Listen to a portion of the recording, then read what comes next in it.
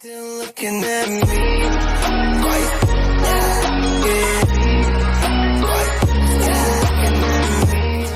Good afternoon, ladies and gentlemen. How are you doing today? Mighty here, and welcome back into another reaction video at your service. I'm doing alright so far. It's been pretty slow lately, and mostly that I slept long enough because I was exhausted last night. And I hope that everyone had a wonderful time spending with their mothers on Mother's Day, and that I wouldn't consider as a spoiler from WrestleMania Backlash, but somehow I knew that it was a matter of time that Rhea Ripley would join Edge's Judgment Day faction, but I didn't expect it that she changed her hair color from blonde to black, so that was quite unexpected, but whoa. So now there's 3 members. But hopefully we'll see more of this later on Monday Night Raw. But anyways, this is the second week of May, and even though it is a beautiful day out, it is warm as hell. Just imagine just going to do some errands and you find out that you're just living inside of a sauna of your own car, because we're talking about a heat level that's cranked up to the max of it. Trust me. But anyways, I do got some couple of requests I am going to be working on. And since it is Monday, and you know what time it is, it's time for a Death Battle episode. I'm talking about Thor versus Vegeta. Yeah, I don't have a Thor sculpture, but it's Marvel versus DragonBall, 2 of the franchise that I love and respect the most of it. And those 2 have in one common that they were born to fight or breed to fight. And the fact that they have royal blood in their veins, and they do have some incredible feats that would make them that very popular. But the only thing, the question is, which of the 2 is going to make it out of this fight alive? So one way to find out is to watch this episode, and let's see who's going to succeed and that is going to reign supreme. So let's begin, and more importantly, time to react. Thor, the god of thunder. And Vegeta, the prince of all Saiyan. Damn the right. sky shakes when they appear, and the earth trembles when they approach. No world can contain the power of these 2 gods of war. Or Yep. their egos. These True, whiz and true. And it's our job to analyze their weapons, armor, and skills to find out who would win a death battle. Okay, we're going to the Sprite version for the fight. Thunder cracks, the heavens rumble, lightning blinds your eyes. You look up to the sky and pray for mercy because Thor is angry. Well, you would Yep. have if you were a Viking. Nowadays, we don't have time for missing legends. Oh, don't we? For in the modern mythology of Marvel Comics, the Norse god of thunder was reborn. And I'd wager this Thor is a hell of an upgrade. The son of the All-Father Odin, Thor lived the life of a Many warrior millennia. prince, Yeah, battling he's- all manner yeah, of his magical age foes is for infinite. thousands of years. That is, until he got a little too big for his britches. So to teach him a lesson about humility and compassion and whatever, Odin exiled him to the New worst bastard. place in the Wait a minute, is that from the New York.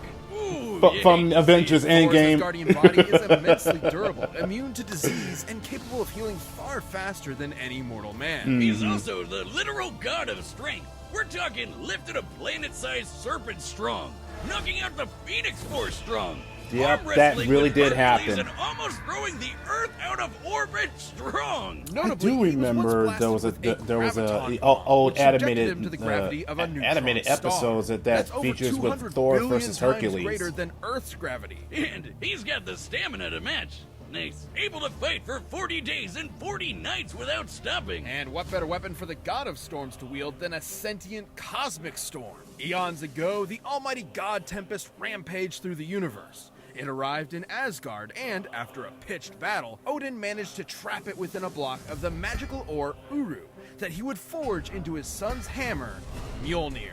Oh, what more can be said about this And the beautiful thing is, forged inside in of the heart of a the dying Mjolnir star is that which went is the supernova and killed living dinosaurs. storm. Mjolnir's maybe my favorite thing ever. He can channel bolts of lightning, manipulate the weather, open portals to other dimensions, and absorb and redirect energy attacks. That's the axe. Suck it out of your body against your will, like with this radiation dude. The presence. Not gonna be present for much longer, bud. He's even used 2 Mjolnirs to absorb the power of the God Bomb, which would have killed every deity in that existence was from the pages of the arrival of the Gore, the God Butcher, and that which he went to the future, the bad future. Bring people back to life. And if Thor wants to fly, all he has to do is take it for a spin. Literally, he throws that motherfucker as hard as he can and holds on for dear life. And when he does, it flies fast enough to cross the entire galaxy in seconds. Only one problem. It's a little teeny. Unlike Thor's big-ass axe, Yarnbjorn, it's sharp enough to cut through celestial armor, and it's unbreakable. He used that against Apocalypse when he was young. An axe! Okay, look, it doesn't have a galaxy storm inside it, but it's still pretty cool. Oh shit, look, Wiz, I'm worthy. No, you're not. No. There's no enchantment on the axe. Well, then what the hell am I gonna do with this? But should he face an enemy beyond the likes of even his world-shattering strength, Thor can harness his inherent godly power into one single ultimate attack, the God Blast. God is right. Even Galactus, the devourer of worlds, shit his pants and bounced at the sight of such an awesome attack. Jesus, even the Avengers seem pretty small potatoes compared to this guy. Small potatoes. Because not every problem can be solved by hitting it really hard. Bullshit. That was the point of Odin's lesson, to force his headstrong son to confront a world more complex and nuanced than his millennia of battle had prepared him for. Thor had to be more than a warrior, he had to be a hero. He's battled Thanos, the Silver Surfer, and even the Sentry. The Sentry is strong enough to contend with the World Breaker Hulk, a being strong enough to destroy the Marvel Universe over 100 times over. And fast enough to demolish Ares, the Greek god of war, who can fight within the span of plank time. And let's not forget, this is the same Sentry that ripped Carnage in half. Planks in a second, as there are grains of sand on Earth.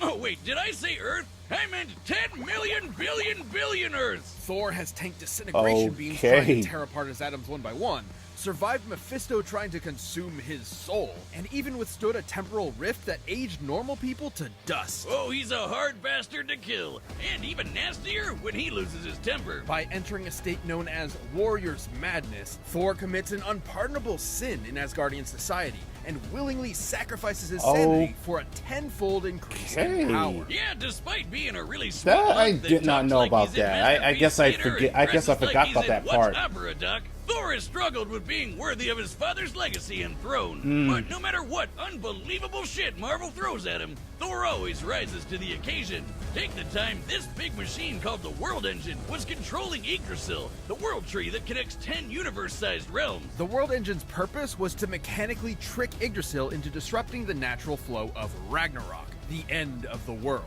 So Thor just pushed it and literally reversed the flow of fate.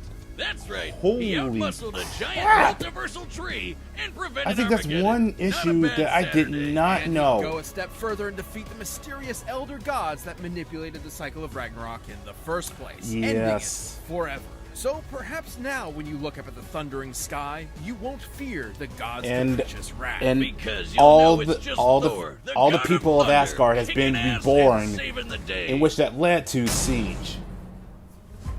Arspoin's Siege. Planet Vegeta, home to the bloodthirsty warrior race known as the Saiyans, and named for their mighty leader, King Vegeta. Noting the Saiyans' proficiency in genocide, the alien emperor King Cold and his son Frieza contracted them to be their personal hit squad, conquering worlds in their name. But when Frieza felt these monkeys were getting a bit too uppity for their own good, he nuked them in their whole planet. The king was dead, leaving his young son, the Prince Vegeta, alone. Burning with a grudge against Frieza for wounding his ancestral pride, he's 68. Vegeta awaited the moment he could extract his revenge. Yeah, that's right, because the Saiyans barely aged. That's right. That's close to being 70. Vegeta had a Jesus. 10 times greater than that of Earth's, making his natural physiology significantly stronger. And yeah, no sign of gray hairs. The whole friggin' earth shake just by Not like throwing me. hands. And like all Saiyans, Vegeta can harness his ki, or inner life force, as a physical energy to make him even stronger, faster, and tougher than that. Or literally shoot it at your opponent to blow him to kingdom come. That's right, Vegeta can point and click a planet out of existence with his soul. Man, that's hardcore. He can use ki to fly at faster than light speeds, slice you to pieces with an energy blade, and even hold you in place with energy Oh wait, that's rings. from So, that's let's from a be real, manga Vegeta's page. I don't think favorite I have attacks it. I can be have not summed read. up with Big Ass Laser. He's got the purple Big Ass Laser, two-handed Big You Ass mean Laser, Gallico rapid fire Big Ass Laser, or exploding Galligun. ball Big Ass Laser, and fucking omnidirectional your ass's grass Big Ass Final Laser. explosion. Though I gotta say, my favorite is the mouth wide open vomit Big Ass Laser. Though that's more of a Nappa thing. Kinda like this. What the hell? Impressive ki mastery. Wow. It hurts when I breathe. I Vegeta's bet. most terrifying ability, however, is the one inherent to his Saiyan biology. Whenever a Saiyan survives a life or death struggle, their power increases exponentially.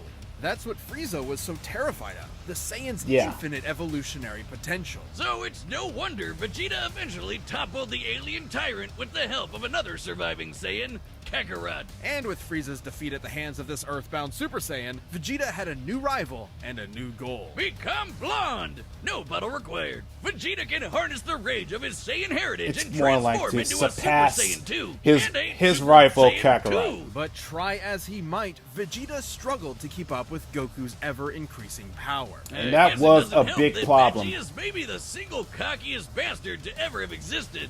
Yeah, sure, dude. Let Cell become perfect. Nah, we'll be fine. Hope you're Yeah, all right. that was his ego that Though Vegeta made him did want to manage to eat accomplish his something that own even words for Goku letting that couldn't do happen. on his own, becoming a god. Once he and Goku met the god of destruction, Beerus, they had a whole new lineup of martial artists to conquer, with some angelic training to boot. With Spirit Fission, Vegeta can forcibly absorb an opponent's ki with Spirit every Fission? strike. And he even learned Goku's patented instant transmission, Yeah. allowing him to teleport huge distances. But most importantly, with God Ki, he can go even further beyond and become a Super Saiyan God. A Super Saiyan God Super Saiyan, and a Super Saiyan God Super Saiyan Evolved. His power Let's got just say completely Super insane. Saiyan Blue The dude to was Super strong Saiyan enough to Blue destroy Evolution. The room of spirit and time, an entirely separate dimension, just by powering up. When Goku fought Beerus, he nearly destroyed the universe. And that was the very first time he ever went Super Saiyan God. Considering we've measured Dragon Ball's Universe 7 to be up to 13 times bigger than our own, Yeah. he'd need to be Determine- punching with that determine much that's more from energy to bust it. Beerus And versus since the Galaxia. shockwaves of their punches traveled across the universe in seconds, Goku would have had to be punching that fast too. And that's not accounting for Vegeta's training in various exponential transformations. When an amount of power is measured by how many universes it can destroy, that power itself becomes incomprehensible. Oh, we're not done. Vegeta can tap into the same monstrous energy Beerus has, destruction energy. And when he does, he can perform Hakai and erase your ass from existence entirely. It And erases that you is physically, the same for spiritually, Toppo. and even temporally, as in it wipes you from time itself. Such is the might of a god of destruction. For when Vegeta wants to go one step beyond, he seizes that very power. He becomes a warrior fueled only by lust for battle. Now, He keep in becomes mind, I've Ultra seen Ego. a lot of. If Vegeta's head Ultra- wasn't big enough Ultra before, Ego. his Widow's Peak Now, probably I has have its own heard zip about code this. by now. As the That offensive only counterpart exists in the Goku's manga. Ultra Instinct, No joke. Ultra Ego Vegeta is a veritable juggernaut, Ooh. able to absorb any hits that come his way and return them even stronger. It's wild this guy has a Napoleon complex. He's one of the biggest badasses ever to exist. In a way, Jeez. failing to beat Goku was probably the best thing for him. Vegeta's whole life was spent rebelling against the humiliation of his race, trying to prove his worth by being the best. By contrast, Goku's self-improvement was never stunted by his ego and insecurities. In realizing that, Vegeta became more than a fighter, but a husband and a father as well, willing to sacrifice himself for what mattered most. And Vegeta got a taste of that himself when he hooked up with Bulma for some Super Saiyan sexy time. Getting to beat Frieza's golden ass probably didn't hurt either. He may not always win, but he'll never be put down for long. So be sure to practice your groveling, because this is one prince you don't want to piss off. Just to let everyone know before I get right to the action, I never knew Ultra Ego Vegeta would be this kind of strong, and that the kind of the durability and that brings it right back at you, that really surprised me. And I have seen other YouTubers videos that mention of the Ultra Ego, and mostly of the mods videos to Xenoverse 2. But yeah, that's one manga that I haven't got a chance to read, and I do hope that is going to feature for the second season to Dragon Ball Super, because I really would love to see in action how crazy that is. You know what I'm saying? So I just want to let everyone know about that. That's one fact I never knew about that. But let's begin. All right, the combatants are set. We've run the data through all possibilities. It's time for a death battle! Let's get it.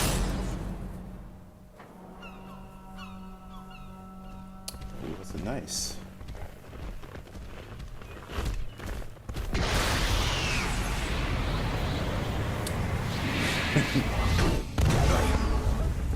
Ooh, that was a close one. Mighty warrior, what business havest thou upon earth?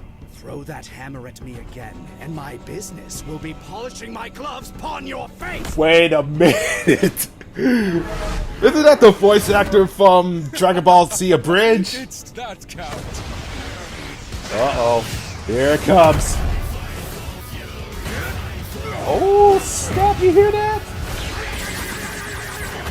Let's go, let's go! Damnable cur.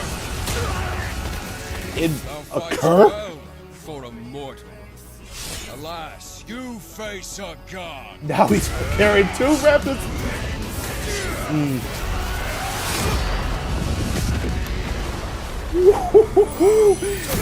Already in the Super Saiyan Blue. I have evolved beyond gods. Okay, that is a kick-ass theme. I'm the prince of all Saiyans! Damn right. Can burn in hell! Oh! Woo! This is gonna be a nasty one.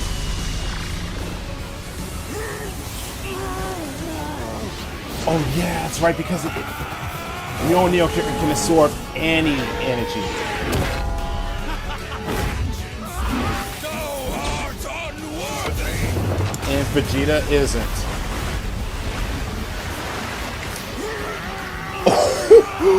Here we go with the Ultra Ego.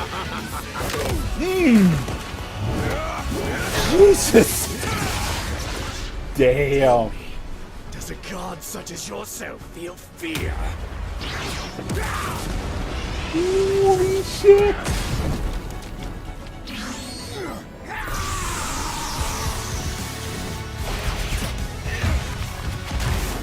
Damn. Damn.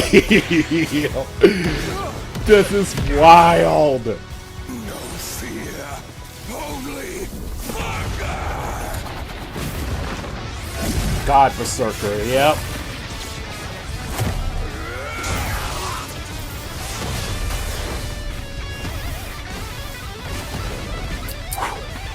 All you will feel is oblivion!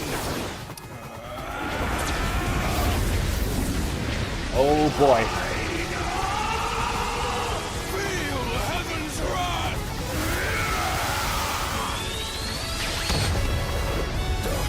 Instant transmission.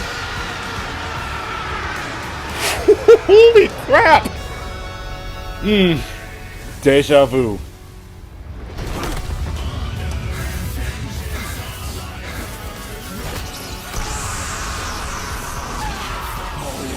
Final explosion, really? Here comes Mjolnir. The animation is stop. Holy shit.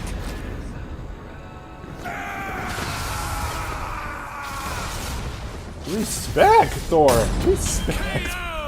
Oh, I get it. Thor won because he's a natural blonde. Despite Vegeta's immense power and tenacity, the God of Thunder had him outmatched in several key areas. First off, the big one, who was stronger. Despite being up against the God of Strength, Vegeta actually matched up pretty closely with Thor. Both could output power far in excess of destroying a single universe. It's always tough to get an exact number for Dragon Ball Super's most powerful characters, but we can combine the size of Universe 7 with multipliers from Vegeta's transformations to get a rough estimate. It's important to note that Ultra Ego's power boost has never been stated, but we do know that Super Saiyan Blue Goku and Super Saiyan Blue Vegeta were roughly even in power.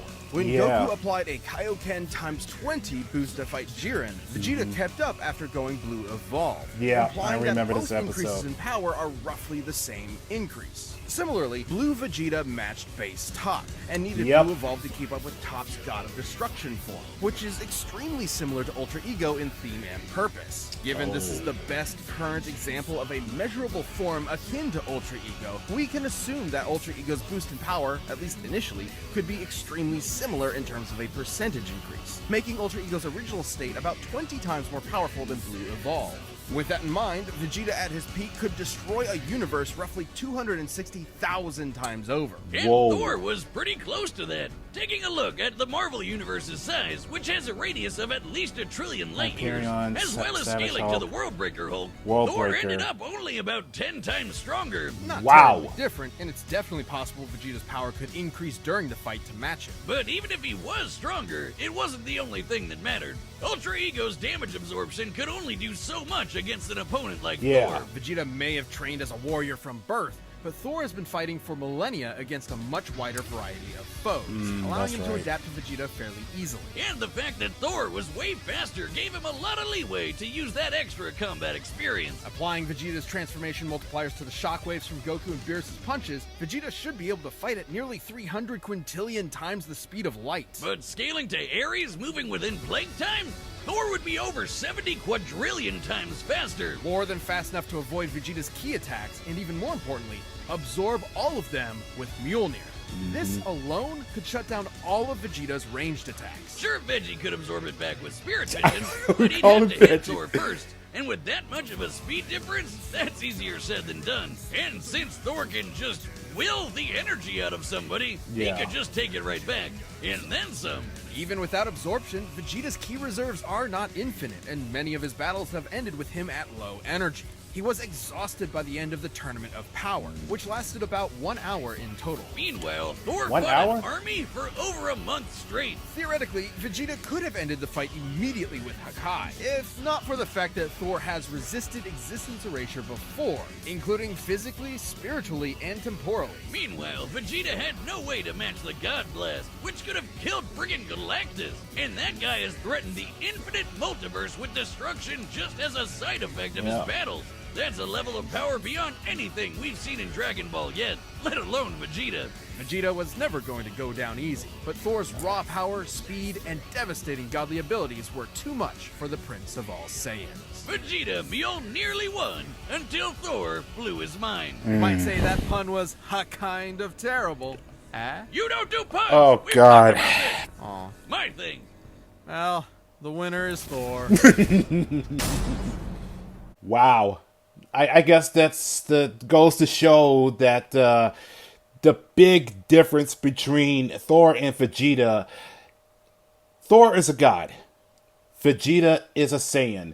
But with the God Ki, still, it wasn't enough that could try to keep up with him. Even though that he has, even in the Ultra Ego form, it wasn't enough, especially with the God Berserker, and that he can unleash with the God Blast.